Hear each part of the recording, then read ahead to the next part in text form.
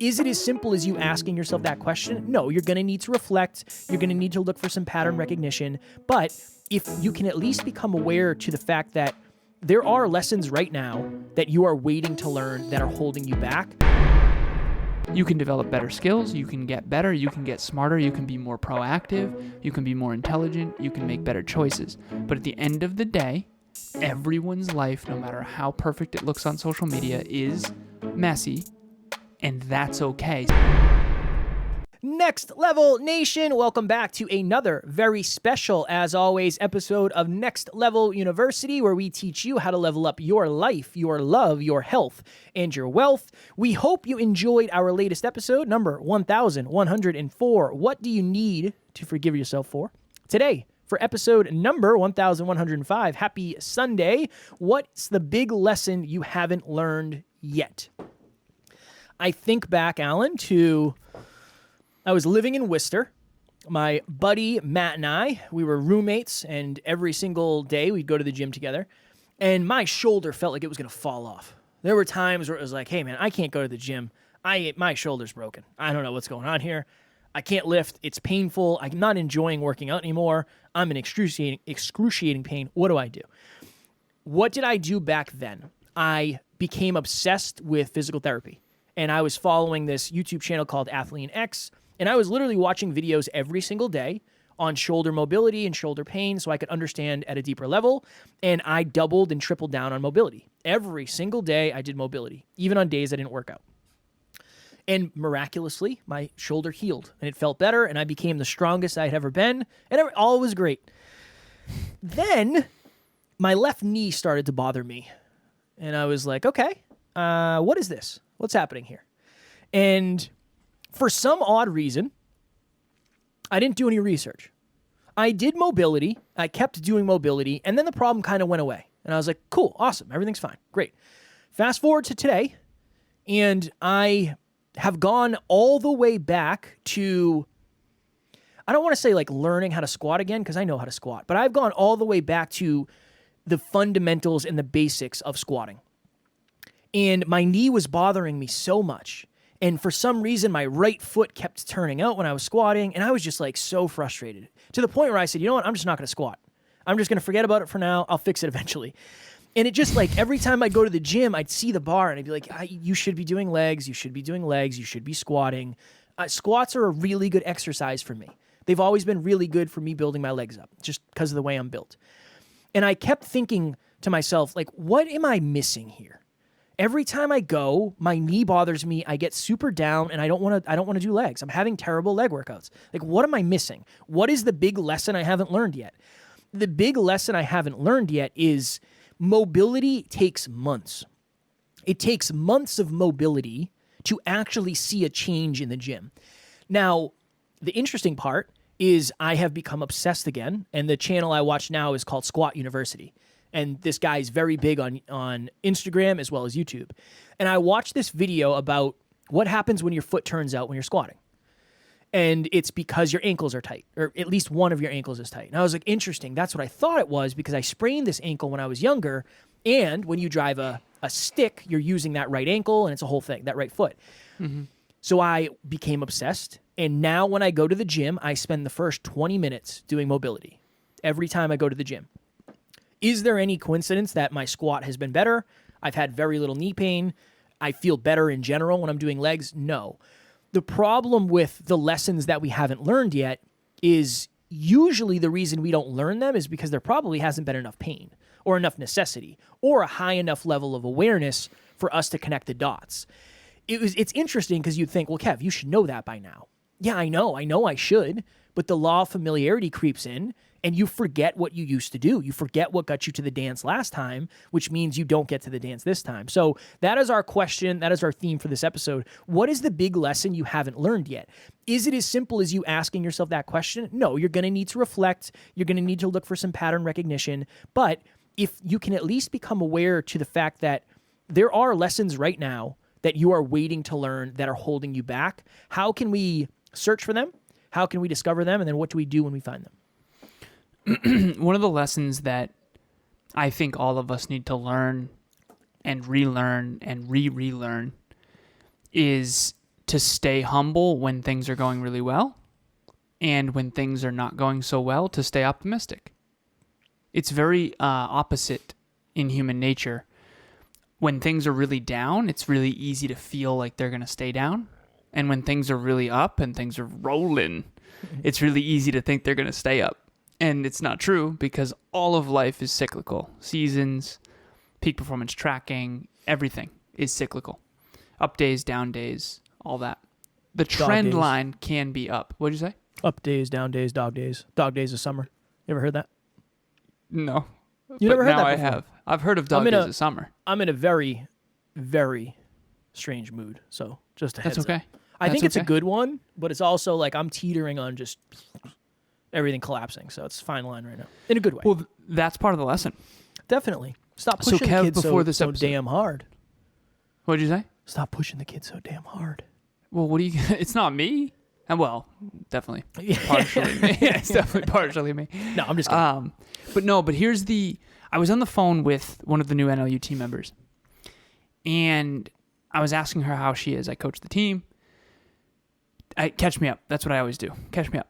What's going on? Last couple weeks. How's everything going? And she's like, well, this, that, the other thing. There's always some form of this. Well, once I boom, then everything will be better. Once I boom, then everything will be better. The lesson that we all need to learn and relearn and relearn is that there is no end state to anything. This is an infinite game. So for example, Kevin and I, right before this episode, we were talking about, so this morning I woke up and little Tucker, our dog, was barking, and I could tell it was a different kind of bark than normal. Usually it's like a, hey, like, let me wake up and see mom. This time it was like a bad bark, like a, I need help bark. He was covered in throw up and puke. He's actually at the vet now with Emilia. He's okay, I think, but he's got like blood in his stool. So anyways, I wake up this morning and I'm like, oh my God. So I take him out of the crate. His crate's in my office, by the way. So my office smells terrible at this point. But I take him out of the crate and I immediately give him a bath, and I tell Emilia, I wake Emilia up and say like, help, essentially. But the point is that today has gone off the rails in so many ways. I mean, Emilia's doing emails and calls on the, we have this like bar thing outside of our bedroom. She's like in the middle of cleaning poop and pee and taking care of Tucker while also doing calls and all that stuff. And it's been a day for me as well. Yep. And that's just little dog. We don't even have children yet, right? So I know that there's going to be a lot of that when we have kids. It's been a week for you. It hasn't even been a day. It's been a week. It has. It's interesting too. I think it's been a little bit of a tough month and even a tough quarter. But this is kind of my point, and that's the thing. I don't expect that not to be the case. I don't expect things to get easier. I expect me to get better. And I think that that's the lesson we can all learn and relearn and relearn, which is, and I told this to that original client as well, there is no, because she's like, oh, well, once I get this together and this together, then I'll be thriving. It's like, and I told you this too, because you're like, well, don't you want to thrive a little bit though? We were being playful with it. And it's like, no, I do. But right now we're kind of surviving, and we are thriving in many ways too. I'm not, I have my health. Emilia has her health, right? Like, you got to be grateful along the way for the things that you do have. But at the end of the day, and you said this earlier, Kev, life is hard. Yeah. I think that that's the lesson. If you believe that life is easy, you're going to be in for a rude awakening. If you believe that life is hard but deeply meaningful, I think you're in the truth. I think that's valid. I think that's accurate. And I told this client, I said, there is no fairy tale land. You've all heard me that. If you're a new listener, you haven't, but I say this. There is no candy land or fairy tale land where you're going to like wake up in the morning and like have your coffee with your writing your article and like, do your PPT and set up your to-do list and then like go to the, go to the gym and then come back and like, prep your meal and then like, set up your lunch and your dinner and make sure you hit your calendar, and then you're going to like show up on time to every meeting and you're going to like, all the technical stuff's going to work, your camera's going to work, all the electronics are going to work, and no circuit breakers are going to be out, and everything's going to just work, and you're going to get to the end of your day, and you will have checked everything off your box, and you would have read like a book, and you would have it's just not real. I need people to know that there's no such thing. I am more productive now than I've ever been in my entire life by a significant margin. I get more done in a day than I did in an entire week in the past. Kev, you as well. But no day ever goes to plan. No day ever will fully go to plan. No week, no month. I mean, we want to get all our episodes done on Monday. We do 7 episodes a week. Sometimes we get them all done, very rarely. Yeah, but we always get them done by the deadline. Yeah. But it's messy. This episode right now, we're recording on a Wednesday. It's 11:42 a.m. We've recorded 2 episodes today. We were supposed to record 2 this morning, only got 1 done. We were supposed to record 2 during this hour, only going to get 1 done. We're supposed to record 1 after the team huddle tonight, and we're supposed to make sure we're off the team huddle on time. Now, can we try to do that? Can we aspire to get off the team huddle on time? Yes, of course. But is there going to be a conversation that no one could have anticipated that comes up that's super pertinent that we need to talk about, and then we get off 10 minutes late? Possible. Probable. I think that the messy middle, failing forward, jeffing forward, the living in the bettering your best but realizing you're never actually going to be perfect in any capacity. I think that's the lesson I wanted to talk about, because I told this client, or this team member rather, it was a team member the whole time, not client. Even that, screwed that up. Sorry.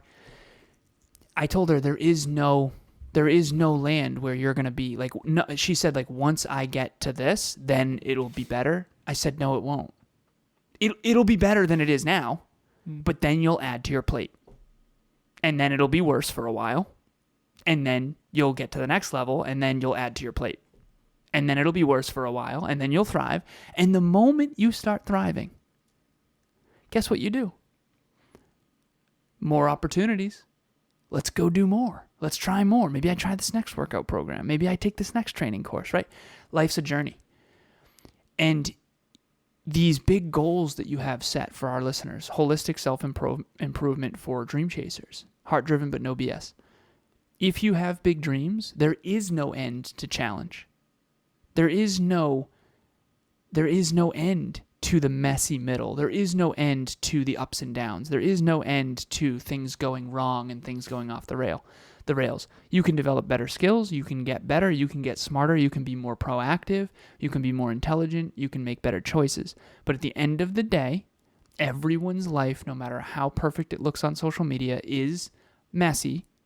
And that's okay. Some people learn how to take that mess and channel it into a more and more positive direction. Other people just get stuck in the mess. And I don't want anyone to get stuck in the mess or stuck in the mud by this story that they've told themselves of everything's supposed to go well. It's not real. I think I mentioned this recently. I was on a call with a client, and this is a great example of I was trying to teach this lesson to a client who I know hasn't learned it yet. She said, well, Kev, it seems like on a bunch of things I'm doing, I'm barely breaking even. Remember I mentioned that on an episode recently? And I said, I need you to understand. And I said, remember, there's friend Kev and there's business Kev. Business Kev, this is my truth. The reason you're barely breaking even is because you only half-ass things for half the amount of time. That's why. That's the lesson you haven't learned yet, is you'll never actually get real results if you don't go all in. That's the truth. That's my truth in this situation. And I said, it's my job as your coach to tell you that. Like, that's quite literally my job. That's what I'm supposed to do. I'm supposed to help you break the patterns that you can't see you're falling into. And that's Alan's job as my business partner. And my job as Alan's business partner. And Alan's job as my mentor. And it really is that. It's my job to help Taryn see that. And Taryn's job to help me see that. This is a pattern you haven't seen yourself living in that you must break if you want the results you want. And maybe ask somebody around you. That would help if you said, hey, what's something you see me constantly doing that has never yielded the result that I wanted? Or what is something that, this is another thing. I have people that reach out to me and I'll say like, hey, how's the podcast going? And oftentimes like, I'm just struggling to be consistent, not seeing a lot of results. And it's like, those two are correlated, Like those two are correlated. That's why every time you're not consistent, you're not seeing any results. Or that's why you're not seeing any results because you haven't been consistent. Those are correlated. And I'll literally say in an audio, like, you have to be consistent. You just have to be consistent. That is the problem, is you think you don't. That is the problem, is you think you don't have to be consistent. You do. Where does that come from? Because that's so... Where does that come from? Because that's a lesson everyone needs to learn. Because I wanted to do it. Why do they think they don't have to be? Because the people that they're learning from didn't have to be. Hey guys, my name is Jacob Valvalon, and I just finished Next Level Group Coaching. When I joined, I wasn't sure what I was walking into. But during the entire course and the program, I figured out it's not something that I wanted to do, it's something I needed to do.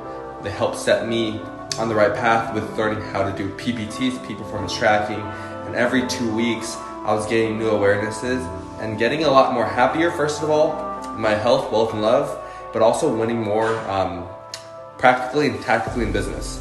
So if you're looking to upgrade your life and get to that next level, definitely sign up for that group coaching. I don't know if that's true though. Oprah Winfrey did like 37,000 interviews or something. Not 37,000. Nobody knows that.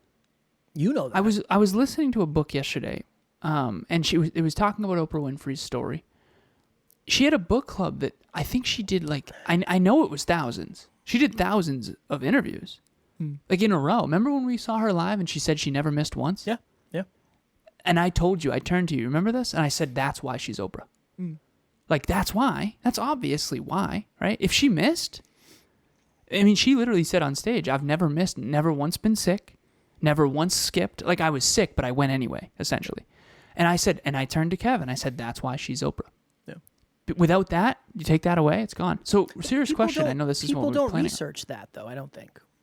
And I'm not saying like if you're listening, I'm not accusing you. I probably wouldn't either. I never researched the path to success. I imagined what the success would be like. I never said it's hard to reverse engineer. It was always hard. So this is my thought. I watched a video, and I was going to bring this up for an episode, but I was like, there's not enough content for us to do an episode on it, but this is a good place to add it. I watched a video, and it was about this, I don't remember what the YouTube channel was, but it was this gentleman who had a YouTube channel. And he's like, so I posted my first video, and I only got 50 views or something. And I'm thinking to myself, like, that's actually pretty good. Honestly, yeah, that's actually for your very first good. YouTube video, that's actually pretty good. And he's like, you know what really locked it in for me and kept me motivated? My second video went viral and I got 500,000 views. And it's like, that's not how it works for most people. And then he was like, you got to understand the importance of consistency. I know what you're saying, sir, but maybe you didn't get lucky. Maybe you were really good at niching and you did all the right things. I'll give you the benefit of the doubt. But that's not how it works for most people. No. So it's one of those things where most people don't know that Evan Carmichael did 3 videos a day for however many years. They know he's Evan Carmichael now. I just think it's the deeper research phase. Well, he has 8,000 videos on his YouTube channel. Yeah, but I think like many people assume 8,000 of them are successful. No, the first one's... Yeah, I know. All right. Right. Yeah, I see what you're saying. I that don't know never lands for me. Right. I don't know what Taylor Swift was doing before she was Taylor Swift. She was doing concerts and backyard barbecues and practicing. But nobody I never saw her. So to me, it's like, I just assumed she popped off. And she, and I know that now. My awareness is high enough. But in the beginning, it was like, I don't think I believed overnight success was a thing. But it was hard to contextualize how somebody went from being unknown to known by everybody. That's going to happen to us. I'm ready, son. No, but that. I mean, that has to happen for us. Yeah, eventually, it's bound to happen. It's an eventuality. It's me, so to me, it's like I already know a lot of people know us. It's not to that level, but like our community knows us at a deep level. So to me, I don't really, and it's hard for me to understand what it'll be like. Oh, okay. Yeah. It's an eventuality mathematically. Oh. But I don't, I'm actually surprised it's taken so long. Well, we know why now. We've done a lot of that work behind the scenes, understanding that a lot of it's low self-worth, and we also... And also, I mean, personal like telling the hard mirrors that we give aren't It's necessarily not exactly fun. the best it's not way fun. to go viral. So we're not the most fun podcast. No. But we own it. But I guess that's what I would encourage everybody to do from this episode. 3 lessons came out of this. The first one is, what's the lesson that you haven't learned yet? The second one is, realize that there is no, like, wake up in the morning and have a perfect day thing. You can plan out your day, and you should, because that'll make it go better than it would have if you just went off the rails. But, like, there is, there's no one out there. I'm telling you, like, we coach a lot of people, right? There's no one out there who, like, wakes up in the morning and, like, has their to-do list and, like, accomplishes the whole thing and, goes to bed satisfied. That's not real. It's just not. And that's okay, right? Like, the struggle bus does lead to success. The party bus, like, Kev, think about the times in this journey when we were, like, not struggling. Like, we were just, like, think about it. We were losing when... Those were pretty rare, I would say. Yeah. We had a couple, when we were taking it easy, think about the times we were taking it easy. We always went downhill after that. Always. Yeah, for sure. And that's just what it is. You can't take it easy and succeed. It's not real. And so that's the second lesson. The third lesson would be what we just talked about regarding, like, consistency and success are directly correlated. I mean, think about it. It's better to invert this. So think about, like, think of anyone who's really, really successful at what they do. Take away consistency, and it's whatever that success is now impossible. Yeah. Right? I mean, even Justin Bieber was like 5 years or something on like practicing instruments and stuff. Not to mention, I mean, yeah, he was kind of like a prodigy in some ways in terms of music, right? Obviously not in certain things. But, like, my point is like, Usher didn't just choose a random human. No. He wasn't just like, oh, like, hey, Joe, like, let's work together. It's like he saw talent and wanted to cultivate that, right? So it's just, I don't know, I guess reverse engineer things more, I guess, would be the lesson there. Is like, I care way more about the path to the success than I do about the success. Yeah. And I think that's important. I think that's what we do on this podcast, Kev. Genuinely, I think we help people see their own path to success. I think we help people create a realistic ladder. I think that's kind of what we do. Is I think a lot of people say, well, there's like 6 rungs and then you'll get there. And it's like, no, there's like 6,000 rungs and everyone's on a different level and some are on different directions. And it's important to understand that, because at least you can understand where you are in the grand scheme of things. Like, I think of podcasters that are like 50 episodes in, and it's like, you're still in level 1. And I'm not saying we're at level 100. I'm just saying 50 episodes in, you don't know much. I know. There's not a ton. I mean, you haven't learned a ton. You haven't had an opportunity to make that many mistakes yet. But I remember when we were 50 episodes in, I was like, 50 episodes is a lot. It's not compared to where you're going to be. Not compared to where you're going to be and what you're going to learn and what you're going to know and what you're going to learn about yourself and the mistakes you're going to make. So it's interesting. I think that's what we're doing, is we're trying to give people an accurate... What would you tell you back then, though? Because I would tell myself was a lot. I only have 2 minutes because I got to go because I have another interview. Okay. What I would tell myself. Because, Kev, do you remember, I didn't think 50 episodes was a lot. No, I know. But what perspective can you give on that side of things? I don't know, because I don't think you didn't do a good job of painting the picture of the future. I just don't think you knew you had to. Definitely. So if you said, like, Kev, I mean, we're going to do like 10,000 episodes. This is nothing. I think that would have helped me understand, like, oh, okay. So everything is a little bit less important, but as even more important than I realized. In terms of, like, if I make a mistake here, it's not the end of the world. Right. But I also should focus on, like, maybe just, if I say like a little bit less or but a little bit less in this episode, 10,000 from now, I'll be really good. Okay. What would you say to you? I know you got to go. I don't know what I would say to me. I don't know that my level of awareness back then really... It's a marathon, not a sprint.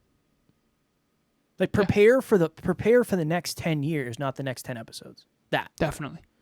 But also prepare for the next 10 episodes. like the last 10 episodes you're going to do. Yeah. Exactly. Yeah. Persistent patience is what I would call it. Okay, we do have to go. Next Level Nation, as you know, this podcast is about value. It's about helping you get to the next level by really digging into who you are. And we ask the tough questions and we try to answer them so you have an example of what those answers look like. That is an example or an idea of what group coaching is. So our 8th round starts, I almost said February, October 4th. Please join us if you're interested. We have payment plans to make it extremely affordable because we want to make sure that payment is not the barrier to entry for you getting to the next level. We also, as you know, do a monthly meetup, which is a free virtual event every single month. The next one, our 10th one, is how to finally put yourself first. It's on October 6th, 2022. It starts at 6 p.m. Eastern Standard Time. The link to register will be in the show notes. If you want to meet like-minded people, this is the place. You're going to meet other like-minded listeners, and you're going to be able to mastermind with them, peak performance partners. You're going to be a more close-knit part of the community. The community is going to change your life more than just Kevin and myself ever could. Come and meet the community. And a lot of really good things can come from that. I just got off the phone with a new client. I know you got to go, Kev. Oh, yeah. And he was talking about how hard it is to find a growth environment. And he wants to get a new job, but he doesn't know what job to pick because all the jobs seem like they're not into growth. And I said, honestly, you might want to do your own thing because I don't want to see you in a non-growth environment. And NLU is a growth environment. It can be and is the growth environment you've always needed to flourish. Don't underestimate the power of that. October 6th starts at 6 p.m. Eastern Standard Time. The link to register is in the show notes. Next Level Nation tomorrow for Monday's episode, number 1106. I'm excited about this one. I have a really cool story. Don't miss the opportunity you've been waiting for. I might even change the title to Don't Miss the Opportunity You've Been Working For. We'll see. I don't know what I want to do with that yet, but that is what we will be talking about. As always, we love you. We appreciate you. Grateful for each and every one of you. And at NLU, we do not have fans. We have family. We will talk to you all tomorrow. Hope to hear from you soon.